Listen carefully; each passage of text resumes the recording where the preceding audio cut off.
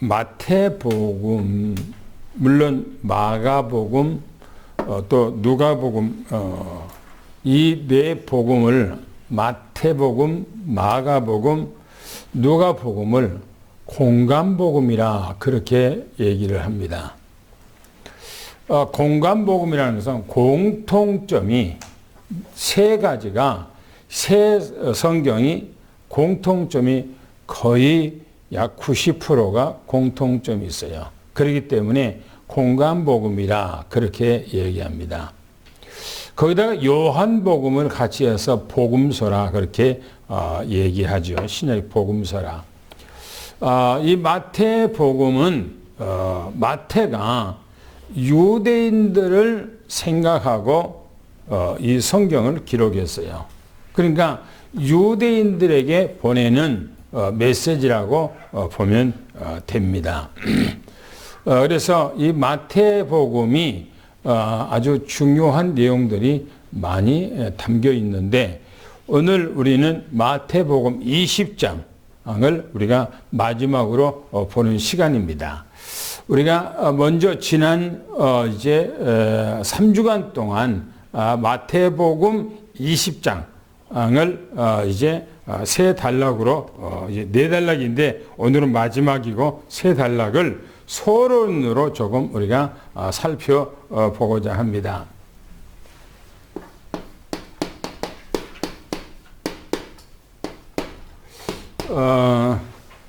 처음에는 언약된 품꾼에 대해서 얘기를 했습니다.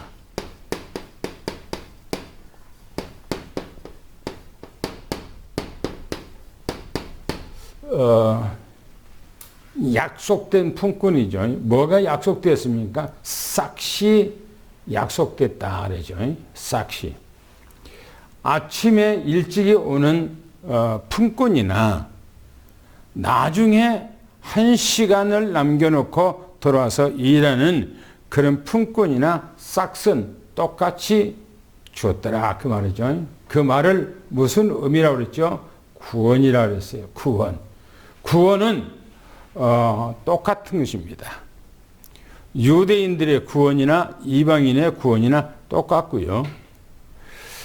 통상 많은 사람들이 나는 모태신앙이다 라고 합니다. 그런 모태신앙 생활을 했던 사람이나 안 그러면 이방인으로 생활하다가 이제 돌아가시기 약 한 몇 달 전에 교회를 나왔던 사람이나 구원은 똑같아요. 구원은 뭐 구원이 어렸을 때부터 신앙생활 했다고 해서 구원이 다르고 또 늦게 잠깐 믿었다고 해서 구원이 다르고 그렇지는 않습니다. 구원은 똑같다라고는 의미상으로 지금 주님께서 품꾼을 비유를 통해서 말씀하셨다 이렇게 보면 되고요.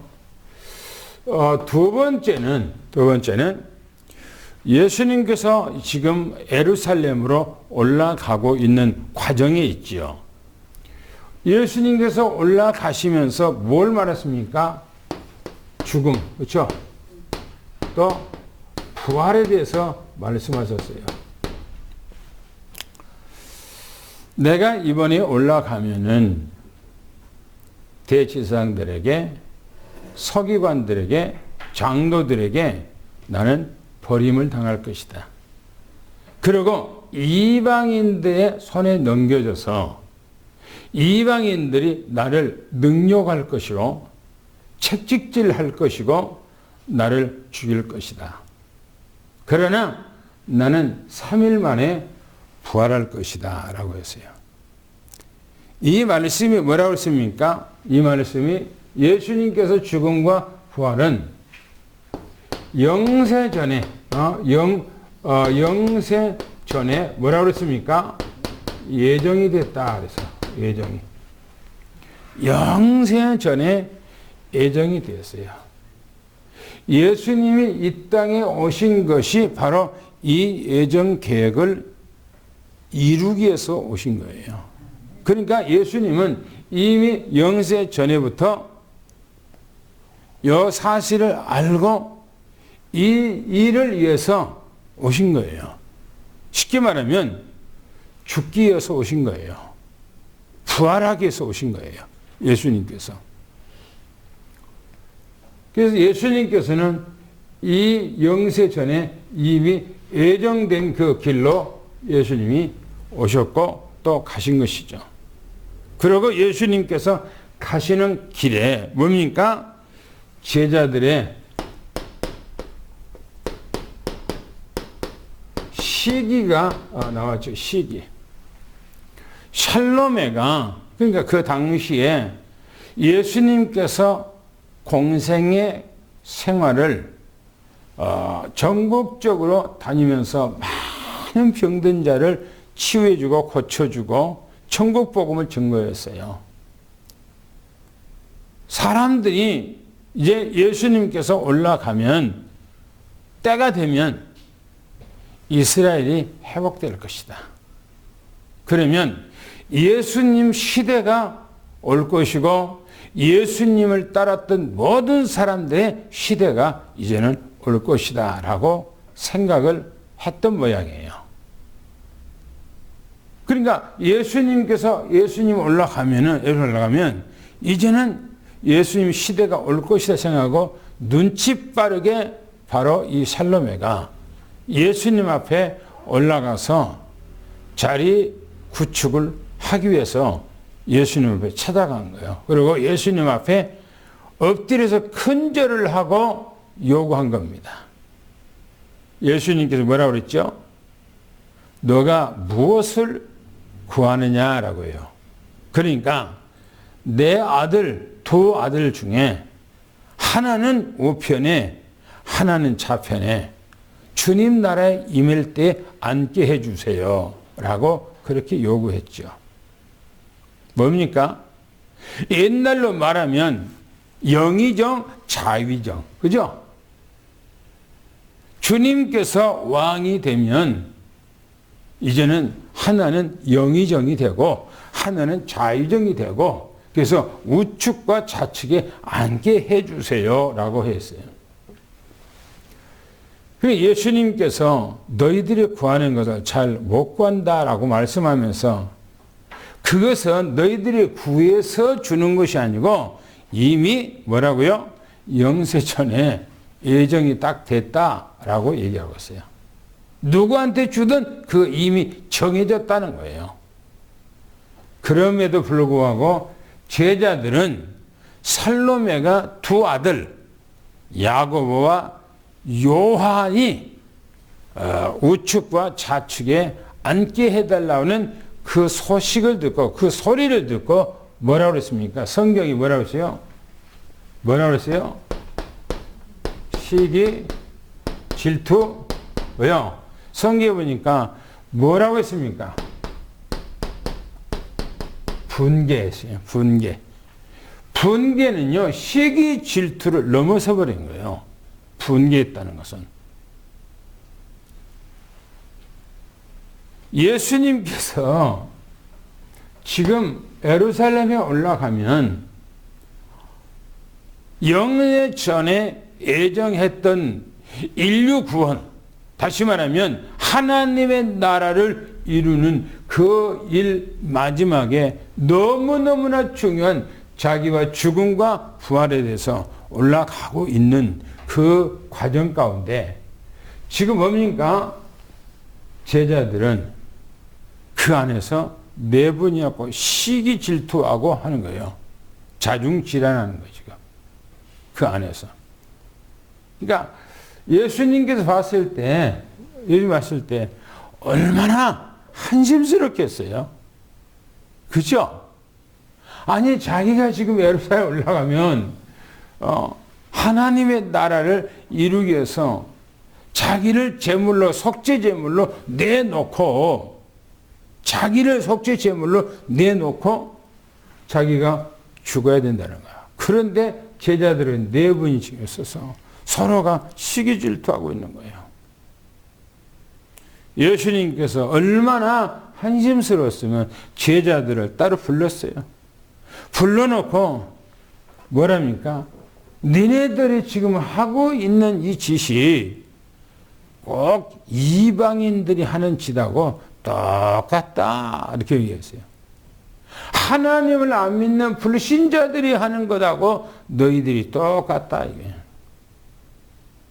우리가 신앙생활을 하면서 나를 비워버리지 아니하면, 나를 내려놓지 아니하면은 과거에 우리가 하나님을 안 믿었을 때의 그 성품, 그 생각, 그 습성, 그것을 고스란히 갖고 있어요.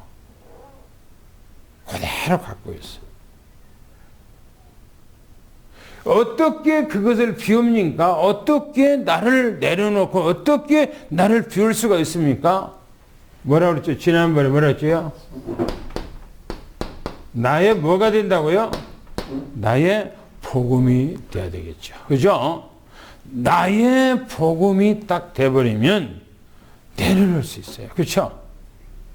예수님께서 이 땅에 오직 그 복음을 이루기 위해서 복음으로 완전히 있으면 예수님은 자기를 비워놓고 내려놓을 수가 있었어요. 그렇죠? 사도 바울이 어떻게 해서 자기 모든 삶을 이 복음 앞에 내려놓을 수가 있습니까? 사도 바울이 복음이에요, 복음. 나의 복음이 됐다라고 얘기하죠. 나의 복음이 됐다. 내 복음이 됐다. 복음이 나의 것이 딱 되어졌을 때에 내가 모든 것을 내려놓을 수가 있어요. 그렇지 않고는 못 내려놔요. 못 내려놔. 자존심이 어떻게 내려놓습니까? 안 되지요.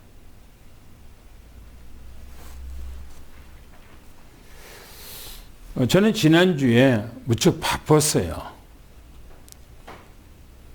수요일 날 제가 여러분들에게 몇 번 얘기했던 인천에 계신 그 목사님이 이곳에 이 보훈병원에 입원해 계시는데 그분이 내가 늘 존경하는 형님이었어요. 그래서 근데 그분이 갑자기 이제 마지막 수요일 날 소천을 하셨어요.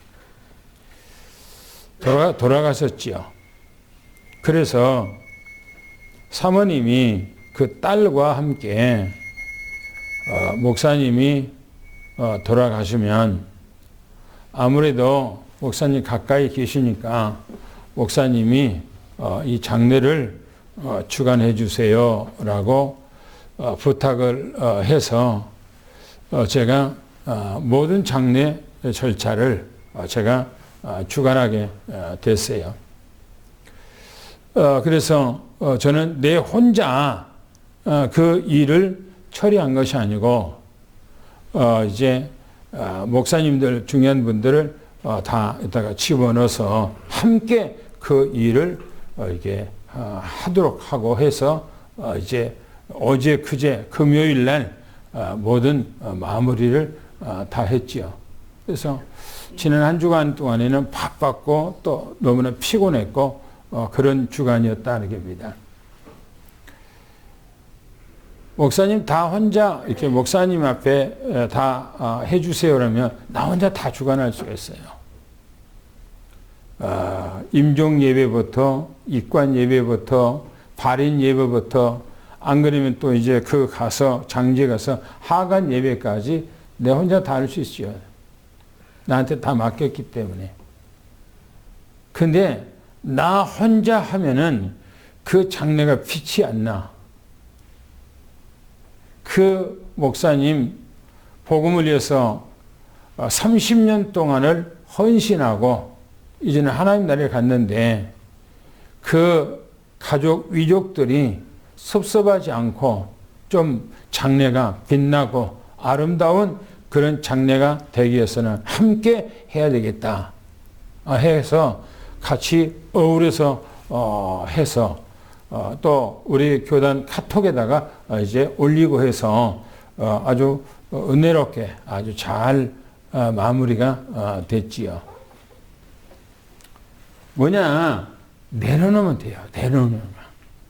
내려놓으면 아무것도 아닌데 내려놓으면 돼. 보세요. 제자들이 내려놓지 않으니까 전부 다 시기하고 질투하고 분개하고 안 내려놓으니까 바로 이거든요. 살로메가 안 내려놓으니까 뭡니까? 자기 아들 두 아들을 하나는 우측에 하나는 좌측에 앉게 해달라고 그렇게 요구를 한 거예요. 우리는 내 요구가 아니고 하나님의 나라를 위한 그런 삶이 중요하지요. 그러면 오늘 이제 네 번째죠. 오늘 네 번째 여리고의 두 맹인입니다. 여리고의 두 맹인이죠. 여리고의 두 맹인. 우리 한번 무슨 의미가 있는지를 한번 좀 살펴보고자 합니다. 29절을 다 함께 한번 읽습니다. 29절이요. 시작.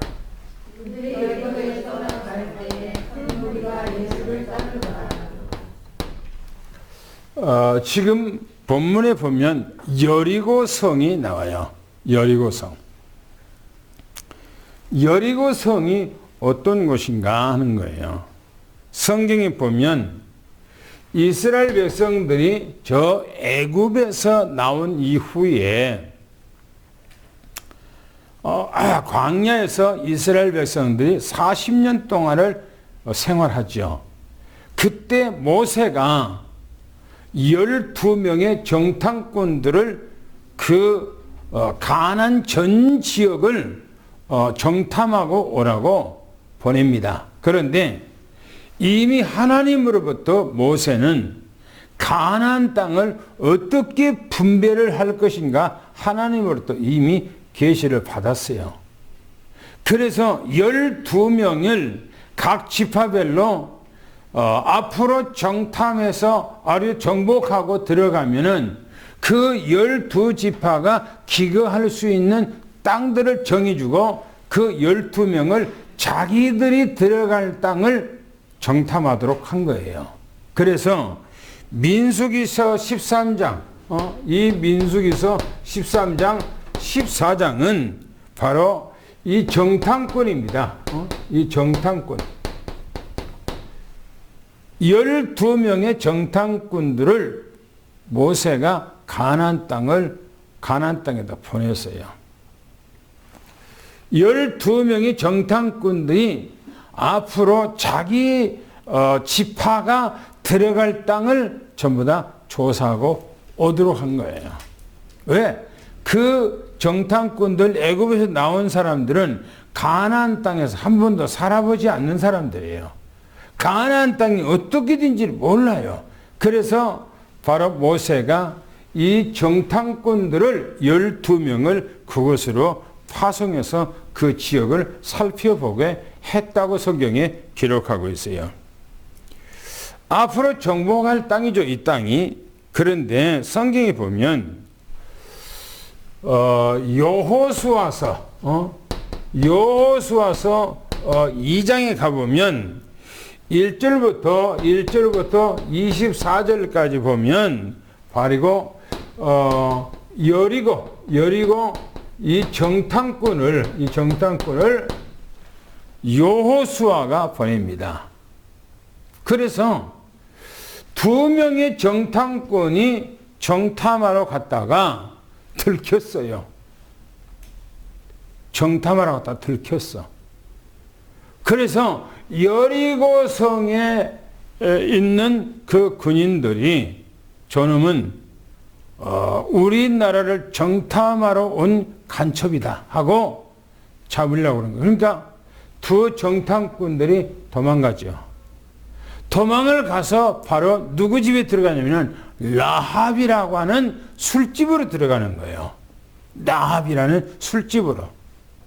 그런데 이 라합이라고 하는 이 여자는 술집을 하고 창녀예요. 그런데 이 여자가 창녀 생활하고 술집 하다 보니까 많은 사람들에게 접하다 보니까 정보를 알아. 뭐냐?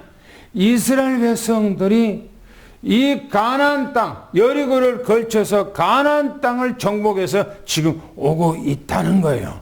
그런데 하나님께서 이스라엘 백성들에게 이 땅을 이미 줘버렸다는 거예요. 그래서 가는 데마다 이스라엘 백성들을 당할 자가 아무도 없다는 것을 알아요. 그리고 이 나합이 바로 이 정탐꾼들을 숨겨주면서 약속해요. 내가 숨겨줄 테니까 니네들이 이 나라를 쳐들어올 때에 우리 가족들 보호해주라. 그러면 숨겨주겠다 하니까 정탐꾼들이 약속을 해요. 너희 가정만은 내가 살려주겠다. 그러나 우리가 들어올 때, 우리가 쳐들어올 때에 너희 가족 식구들을 전부 다 너희 집 안에다가 모아놓고 밖에다가는 빨간 띠를 해놔라. 표시로 빨간 띠를 해놔라. 라고 하지요. 그렇게 해서 성경에 이 사람들이 보호를 받고 가요. 그리고 여호수아한테 얘기를 합니다. 여호수아가 이 여리고를 정탐할 때, 이제, 그러니까 정복하러 들어갈 때에 온 백성들에게 얘기를 해요. 여리고 성에 들어가면은 바로 빨간 띠를 해놨던 그 집을 절대적으로 뭡니까? 침입하지 마라. 그 안에 있는 모든 사람들을 보호하라. 하라고 하는 거예요. 이게 뭐냐면 예수 그리스도의 보혈의 피 안에 있는 사람들은 보호를 받는다라고 하는 의미를 해요. 세 번째 보면 보세요. 뭐라 했는가? 여호수아서 6장 1절부터 27절까지 보면은 여리고성을 이 여리고를 정복합니다. 정복해요. 여리고를. 그런데 정복해서 정탐꾼을 숨겨줬던 바로 나합의 가정을 완벽하게 구원합니다. 다 그 안에서는 모든 여리고성 안에 있는 사람을 싹 죽여버려요. 그런데 이 나합의 가정만을 딱 구해줘요. 그런데요, 이 나합이라고 하는 여자가 누구하고 결혼합니까? 누구하고 결혼해요? 이 나합이라는 여자가 다윗의 할머니가 되는 거예요. 다윗의 할머니. 여러분들이 창녀가 더러운 것이 아니고, 여러분들 어떤 직업이 더러운 것이 아니고 복음을 받았느냐 안 받았느냐는 거예요. 나중에 저 마태복음 뒤에 가보면 예수님께서 바리새인들과 서기관들에게 책망을 얘기합니다. 오히려 세리와 창녀가 너희들보다 더 복이 있다는 거예요. 왜요? 그들은 복음을 받아들였는데 너희들은 복음을 배척했다는 거예요. 복음은 누구든지 받아들인 사람에게는 하나님의 은혜요 축복인 겁니다. 할렐루야. 그러나 복음을 거부하면 아무리 거룩하게 바르게 정직하게 살아도 하나님 앞에 버림을 당하는 거예요. 보세요. 네 번째 보면 바로 이제 여호수아, 여호수아의 요새 결단이 나옵니다. 뭐라고 결단하는가 하는 거예요. 여리고를 정복한 후에 여호수아가 백성들에게 한 얘기입니다. 뭐라고 얘기하는가? 6장 여호수아서 6장 한번 읽어보세요. 26절에 뭐라고 했는가를 한번 읽어보세요. 여호수아서 6장 26절을 읽어보겠습니다. 시작.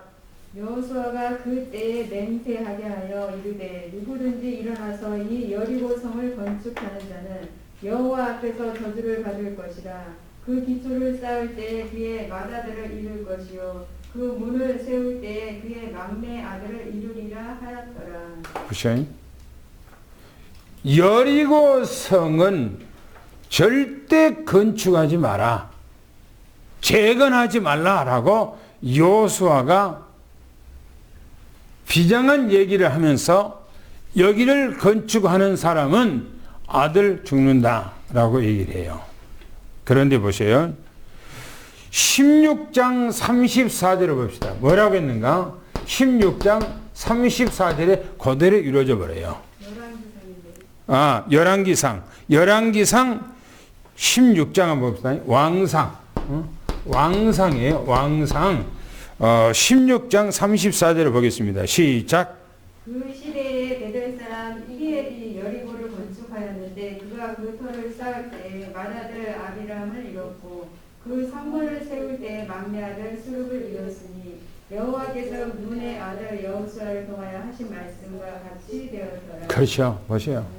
말씀이 뭐라고요? 성취돼요. 그대로 성취돼 버려요. 성취돼요. 그래서 여리고의 성을 누구도 손을 댈 수가 없는 것입니다. 그런데 훗날의 성경에 보면 뭐라고 하냐면 열왕기야 왕하입니다. 왕하 2장 한번 보겠습니다. 4절과 8절 한번 읽어보겠습니다. 뭐라겠는가요? 시작. 엘리야가 그에게 이르되 엘리사야 청하건대 너는 여기 머물라 여호와께서 나를 여리고로 보내시느니라. 엘리사가 이르되 여호와께서 살아계심과 당신의 영혼이 살아있음을 두고 맹세하더니 내가 당신을 떠나지 아니하겠나이다 하니라.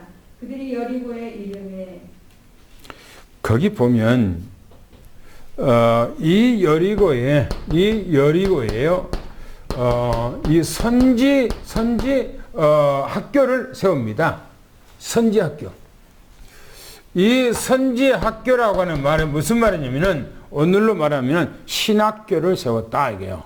신학교를 세웠어요. 왜요? 그 지역의 황무지요. 거기가 저주받은 땅이요. 그래서 그곳에 복음을 전거하기 위해서 바로 신학교를 엘리사가 세웠다고 하는 겁니다. 그곳에요. 그리고 2장 19절부터 22절까지 한번 읽어보겠습니다. 뭐라겠는가요? 시작. 그 서울 사람들이 엘리사에게 말하되 우리 주인께서 보시는 바와 같이 이 성읍의 위치는 좋으나 물이 나쁨으로 토산이 익지 못하고 떨어지나이다. 엘리사가 이르되 새 그릇에 소금을 담아 내게로 가져오라 하매 곧 가져온지라.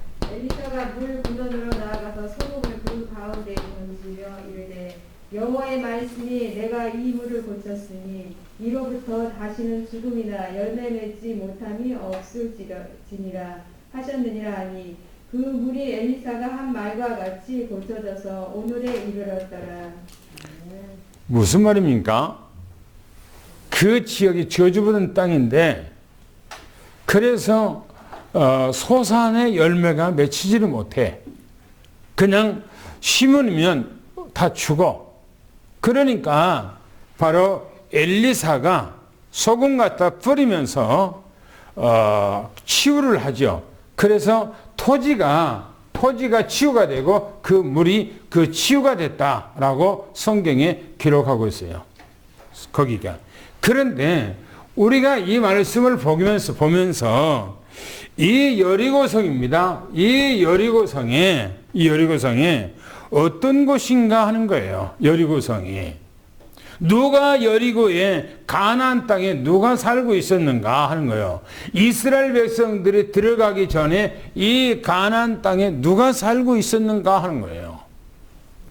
성경에 보면 이것은요. 창세기 3장 1절부터 24절 뭡니까? 저주받은 곳이에요. 저주받은 곳. 가나안 땅에. 그러니까 사람들이 누가 살고 있느냐가 참 중요하거든요. 복음이 없는 사람들이 살고 있으면 아무리 좋은 땅이라도 거기가 바로 저주받은 땅이에요. 저주받은 땅. 여기 가나안 땅, 여리고를 비롯한 가나안 땅은요. 이 가나안 땅은 축복된 땅 아닙니까? 주님께서 뭐라고 그랬어요? 거기 하나님께 뭐라고 그랬어요? 젖과 꿀이 흐르는 땅이라고 그랬어요. 그런데 젖과 꿀이 흐르는 땅인데도 불구하고 하나님을 안 믿는 사람들이 살고 있으면 거기는 저주의 땅이에요.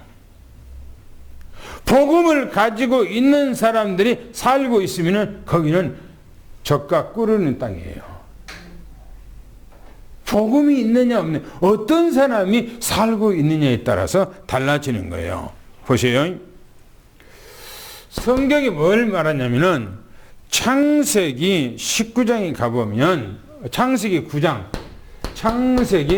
9장에 가보면 18절부터 29절까지 뭘 기록하고 있습니까? 거기에 노아의 실수,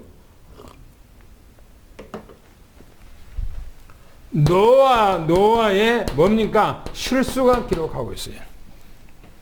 노아가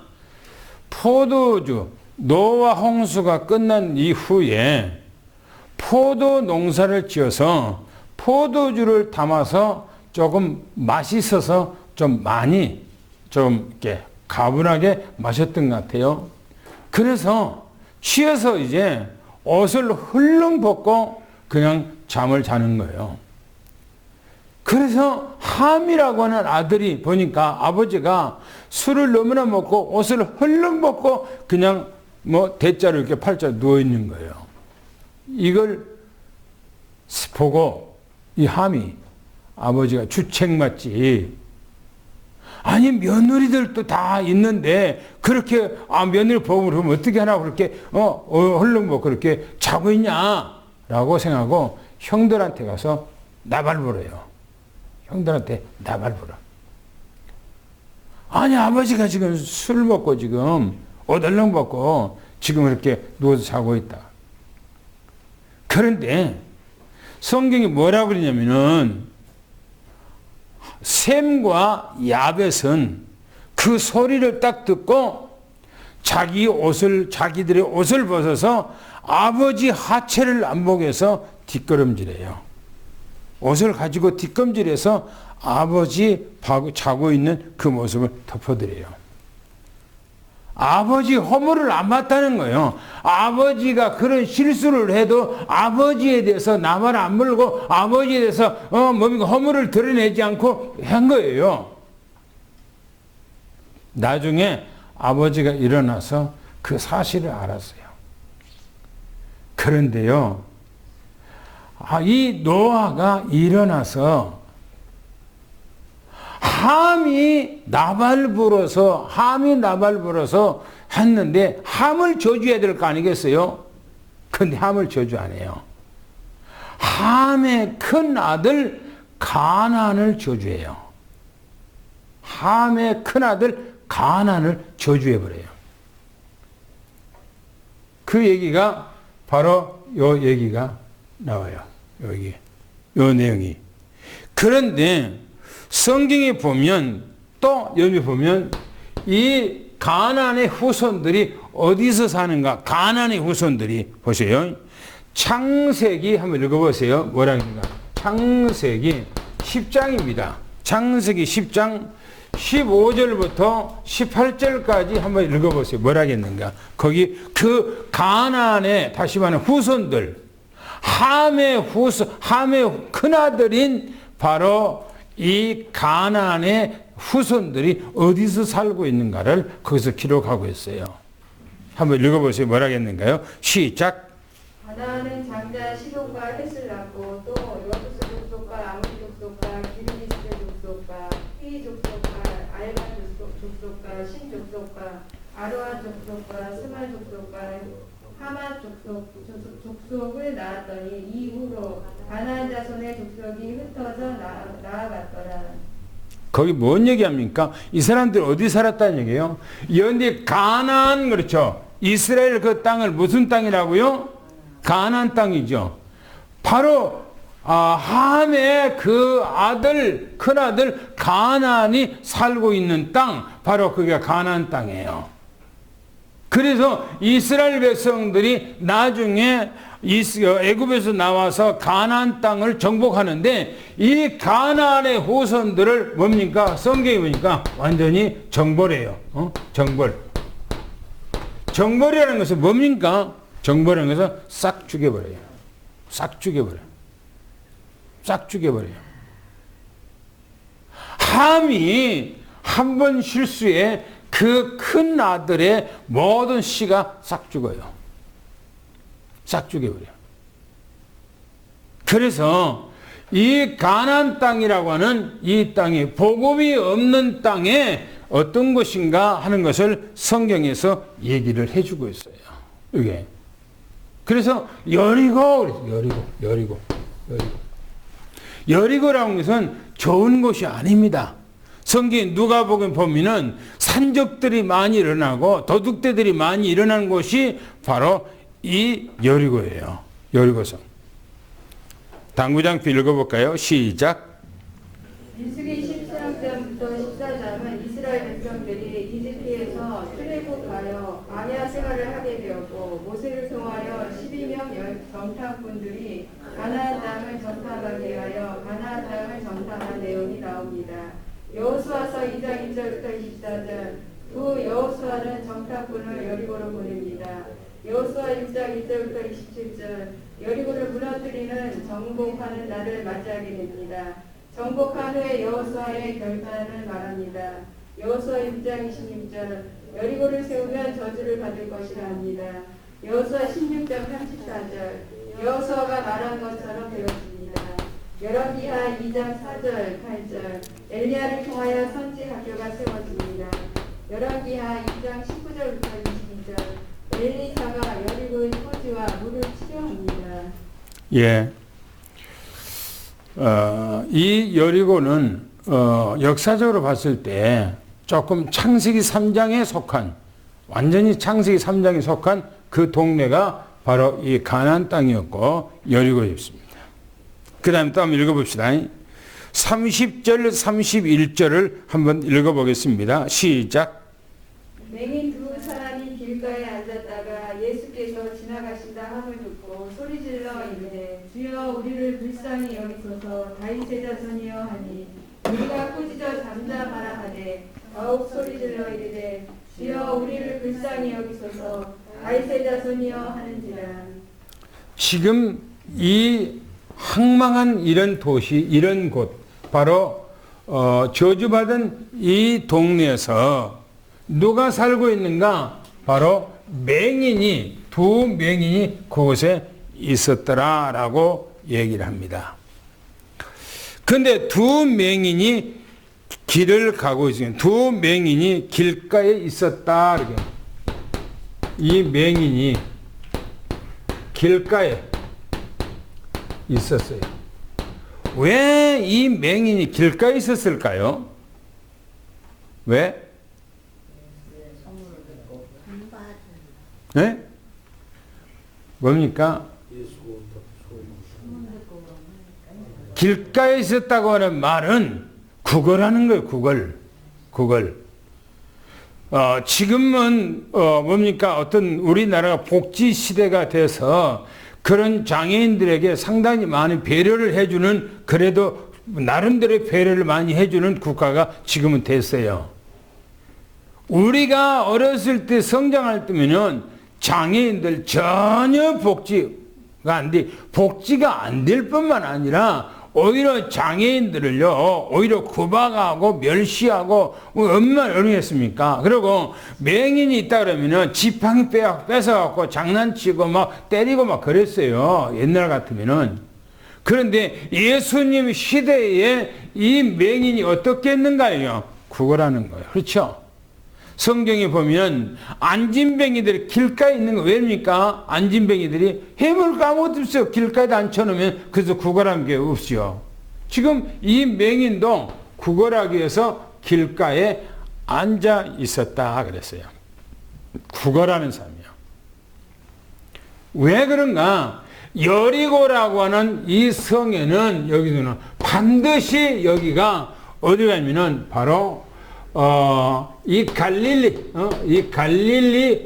이 갈릴리 지역으로 간다든지 갈릴리에서 뭡니까? 이 예루살렘으로 간다든지 했을 때 바로 걸쳐서 가야 돼. 반드시 이 여리고라고 하는 것을 걸쳐서 예루살렘에서 갈릴리로 가고 갈릴리에서 여리고로 바로 예루살렘으로 와야 돼. 반드시. 가까이 갈 수가 있어요. 그냥 쉽게 갈 수가 있어요. 쉽게 말하면 이스라엘 나라에 보면은 이렇게 돼 있잖아요. 이렇게 돼 있으면 이렇게 돼 있단 말이에요. 그러면 여기서 이스라엘 나라가 유대 지역이에요. 유다 지역이고 여기는 바로 이제 여기가 사마리아 지역이에요. 그 사마리아 지역은 여기를 가려면 이리 통과해서 갈릴리 쪽으로 가면 가까워. 지름길로 가는. 그런데 여기 지역에는 통과를 못하게 만들어. 누가 그래요? 거기라? 바로 북왕국 이스라엘이 되었고 이방인화가 됐어요. 같은 민족인데 이미 이방화가 돼버린 거예요. 그러니까 형제들끼리 서로가 원수지면은 얼굴도 안 보고 남남처럼 지내버리고 그렇잖아요. 좀 그런 거예요. 이스라엘. 같은 민족이요. 유다하고 이스라엘 같은 민족이요. 그런데 못 가게 만들어. 그러니까 반드시 오려면은 바로 여리고를 걸쳐서 와야 되는데 반드시 그 길을 통과해야 돼요. 그래서 이 지역에가 길가가 있기 때문에 사람들이 왕래가 잦기 때문에 바로 한 푼 두 푼 얻어먹으려고 바로 구걸하는 신세스 이 사람들이. 보세요. 예수가 지나간다는 것은 다시 말하면 예수님이 지나간다는 뭡니까? 이 소식을 접한 거예요. 누가요? 이 맹인 이 두 사람. 이 사람들은 예수님에서 이 맹인은 예수님에 대한 뭡니까? 소식이에요. 소식. 뭡니까? 소문이죠. 소문. 소문을 잘 들었어. 많이 들었어. 수많은 병든 자들 예수님 앞에 오기만 하면 다 치유가 되고 소경도 다 치유가 되고 안진뱅이도 다 치유가 되고 귀신 들린 자도 다 내쫓아버리고 죽은 자까지도 살린다고 하는 이 소문을 들었어요. 그러면 이 두 명인은 예수님에 대한 소문을 들었을 때 이 사람들이 어떤 마음을 갖겠어요? 이 사람들이 이 소문이 이 사람들에게는 뭡니까? 복음의 뭐요? 소리요. 복음의 소리. 복음의 소리요. 나도 그분을 좀 만났으면 하는 그 기대와 바람과 그 소망이 마음속에서 항시 남아 있는 거예요. 그런데 자기들에게는 한 번도 기회가 이 사람들에게는 주어지지 않았던 겁니다. 그런데 길가에 앉았는데 사람들이 웅성웅성하게 예수님이 지나가는데 많은 사람들이 예수님을 따라가는 거예요. 그러면서 자기들끼리 하는 얘기가 예수님에 대한 얘기를 하고 하는 거예요. 보세요. 이 예수님에 대한 소식을 듣고요. 예수님이 지나간다는 소식을 듣고 이 사람은 소리를 지르는데 뭐라고 합니까? 주여. 주여. 그냥 소리가 아니고 그냥 속에 있는 것을 그냥 다 주여. 주여. 두 사람이 합쳐서 그냥 주여. 우리를 뭐요? 불쌍히 여기소서. 우리를 불쌍히 여겨주옵소서라고 뭐랍니까? 다윗의 뭐라고요? 자손이여. 이 사람들은 처음이자 마지막 기회예요. 지나가 버리면 자기 일생은 영원히 돌아오지 아니하는 이제 이게 처음이자 마지막 기회예요. 이 사람들이 얼마나 갈급했고 얼마나 기대했고 얼마나 소망을 했겠어요. 이 사람들이. 그러니까 소리를 지르는데 얼마나 소리를 지렀길래 보시오. 성경이 뭐라고 이렇게 했냐면 무리가 이 무리가 꾸짖었어요. 듣고 꾸짖어서 잠잠하라. 잠잠하라. 조용히 해라. 라고. 왜요? 우리도 특별히 그렇게 할 수가 있잖아요. 예수님이 지나가는데 우리가 같이 예수님과 같이 간단 말인데 막 소경이 막 소리를 너무너무나 막 소리르면은 좀 잠잠하지만 좀 시끄럽게 하지 말라고 그렇게 하겠지요. 그런데 이 사람들이 잠잠해야지 할 그런 뭡니까? 어떤 그런 겁니까? 아니잖아요. 자기 일생이 걸렸는데 자기 생명이 걸렸는데 조용하겠어요 이게요? 그러니까 해야 돼요. 갈급해야 주님 앞에 기도도 하고 주님 앞에 갈급해야 찾는 것이지. 우리나라가요 60년 전에 70년 전에는 이 나라가 황폐했어요. 그때 이 나라 복음이 들어오니까요 가난한 사람들이 예수 믿으면 복 받는다고요. 막 교회로 막 가고요. 그냥 뭡니까? 텐트, 조그만한 텐트. 그냥 허름한 천막이에요, 그냥. 허름한 천막집에 가보면 허름한 천막 있잖아요. 그런 거 쳐놓고요. 밑에다가 가만히 떼기 깔아놨어. 박스 같은 거 깔아놨어요. 그리고 뭡니까? 나무로 못 박아갖고요. 이런 것도요. 나무로 못 박아갖고 앞에서. 그런데도 말고 사람들이 막 위에 터지고 새벽 기도 가고 거기서 한다니까. 그렇게 했다니까. 지금요. 그렇게 하면요. 쳐다보지도 않고. 왜 그래요? 지금 우리나라가 배불렀어요. 배불렀어. 선진화된 나라에서는 복음이 잘 안 들어가요. 복음이 잘 안 들어가. 그래서 지금은 복음이 들어간 사람이면 뭡니까? 문제가 심각했던 사람들이나 복음을 얘기하면 조금 들을까? 안 들어가요. 시대가 그런 시대예요. 보세요. 이 사람들이 얼마나 갈급했더니 주여 우리를 불쌍히 여기소서 긍휼히 여기소서 하면서 다윗의 자손이라는 것은 오시기로 약속했던 당신입니다. 그 말이에요. 메시아입니다. 그 말이거든요. 보세요. 더욱이요. 더욱 소리 지르며 꼭 소리며 주여 우리를 불쌍히 여기소서 다윗의 자손이여 하더래요. 오늘 우리도요. 이 갈급한 이 맹인처럼 우리 마음은 항시 갈급해야 돼요. 할렐루야. 항시 갈급해. 여러분들이 보면 우리가 처음에 마태복음 할 때 여러분이 팔복 있잖아요. 그렇죠? 이 팔복에 뭡니까? 말씀이죠. 그렇죠? 거기 팔복의 말씀. 이 말씀이 뭐냐? 심령이 가난해. 항시 심령이 가난해야 돼요. 마음이 배불러 버리면 안 돼.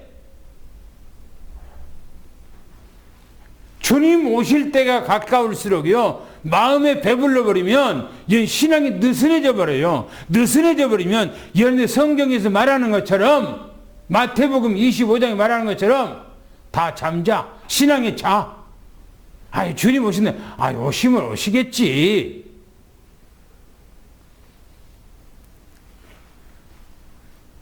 러시아의 여러분들 우크라이나 대통령이 뭐라니까 지금 러시아에서 핵폭탄 터뜨리려고 지금 준비하고 있다지 않습니까? 지금 이동하고 있다지 않습니까? 핵 잠수함이. 그리고 어떤 트럭이 지금 움직이고 있다지 않습니까?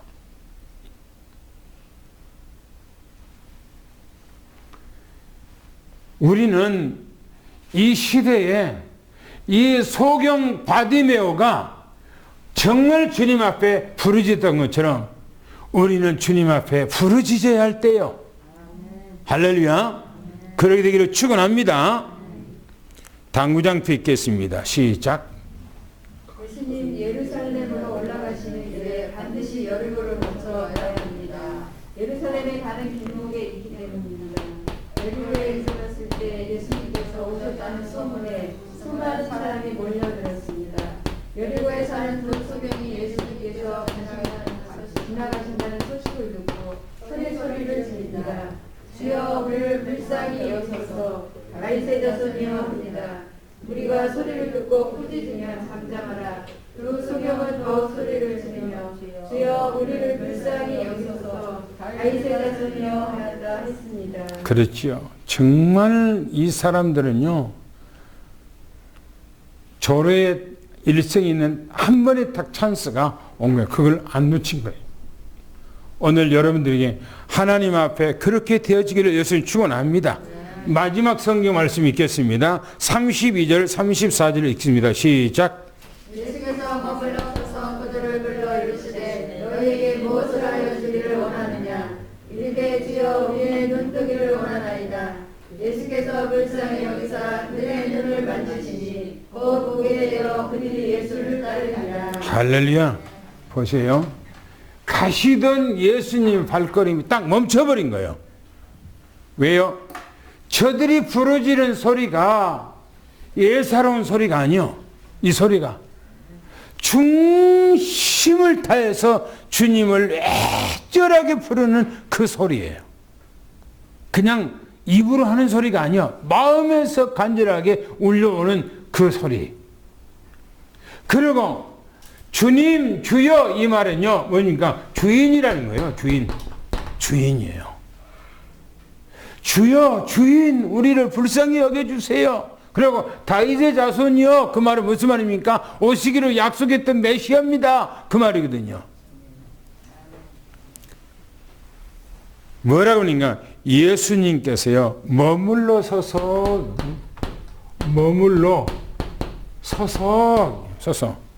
그를 뭡니까?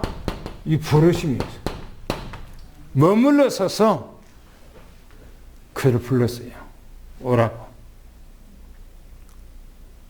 지나가던 발걸음을 멈추게 한 그 부르짖음. 할렐루야. 그러면서 얘기하기를 이렇게 합니다. 내게 무엇을 너희에게 무엇입니다. 무엇을 주기를 무엇 해주기를 원하느냐라고 물었어요. 두말할 것 없지요. 두말할 것. 주여 뭐라고 했습니까? 우리의 눈뜨기를 원합니다. 라고 했습니다. 우리의 눈이 떠지기를 원합니다. 라고. 우리의 소원 있지 않습니까? 우리의 소원. 이 소경은 눈뜨기를 원했지만은 우리의 소원이 있잖아요. 우리는 그걸 놓고 하나님 앞에 날마다 부르짖기를 예수님 축원합니다. 보세요. 뭐라 합니까? 예수께서 이 사람들을 뭐라고 했습니까? 불쌍히 여겼다. 불쌍히 여겼다. 예수님께서 이들을요. 우리 주님께서 우리를 불쌍히 여겨야 돼요. 긍휼히 여겨야 돼요. 그래야 은혜가 임하고 자비가 임하는 것입니다. 그래서 뭐랍니까? 예수님께 뭐랍니까? 그들의 눈을 만졌어요. 눈을 만지심. 그들의 눈을 만졌습니다. 그런데 이 사람들은 나면서부터 소경이기 때문에 그 시신경이나 눈이 아무것도 없고요. 안에 그냥 쑥 한자나 들어가서 이미 다 죽어 있어요, 이게. 그런데 예수님께서 만져주니까요. 창조자가 만져주니까요. 전능하신 하나님 만져주니까 그 눈이 완전히 회복이 되어버린 거예요. 다시 말하면은 창조해버리는 거예요. 할렐루야. 주님께서는 창조자입니다. 전능자예요. 보세요. 곧 보게 돼요. 보게 됐다는 겁니다. 그러면서 그들이 뭐랍니까? 예수님을 뭐라고요? 따라해. 우리가 주님을 따라가는데 영적인 소경으로는 못 따라가는 거예요. 우리가 영적인 소경에서는 안 되고 영의 눈을 떠서 주님을 오르게 바라보기를 예수 축원합니다. 그리고 주님을 따라가는 거예요. 뭘 따라갑니까? 언약 잡고. 그렇죠? 언약 찾고 가는 거예요. 언약 잡고 말씀 따라가 승리하기를 예수는 축원합니다. 할렐루야. 그래서 여러분들 가정의 모든 문제가 예수 안에서 완벽하게 해결받고 축복받는 여러분 되기를 예수는 축원합니다. 오늘 말씀 당구장표 마지막 읽겠습니다. 시작. 다시는 주님께서 머물러서 그들을 부르시며 너희에게 무엇을 하여 주기를 원하느냐? 주여 우리의 눈을 뜨기를 원하나이다. 예수님께서 불쌍히 여기시며 그들의 눈을 만드시니 곧 보게 되어 그들이 예수를 따랐다 했습니다. 하나님, 하나님, 우리가 이 땅을 살아가는데 영적인 눈을 뜨고 정확하게 주님을 알고 믿고 언약 따라 가기를 원합니다. 오늘 우리 삼성교회 우리 장로님들, 권사님들, 집사님들, 우리 후대 렘넌트가 다 영의 눈을 뜨게 도와주시옵소서. 주님을 정확하게 보게 하시고 주님의 말씀을 정확하게 듣게 하시고 그 말씀을 언약으로 잡고 그 말씀 따라가게 하옵소서. 다윗이 시편 118편 105절 말씀에 119편 105절 말씀에 주님의 말씀은 내 발의 등이요 내 길의 빛이니이다 라고 말씀했던 그 고백이 우리의 고백이 되게 도와주시옵소서. 그래서 모두가 다 하나님 앞에 최고 축복을 받는 영적 서밋 되게 하옵소서. 헤븐이 파워가 되게 하시고 보좌의 축복을 누리며 성령의 능력을 통해서 시공간을 초월하는 하나님의 은혜가 모든 삶 속에 미쳐지지 아니한 것 없도록 역사해 주시옵소서. 우리 주 예수 그리스도 이름으로 기도하옵나이다. 아멘.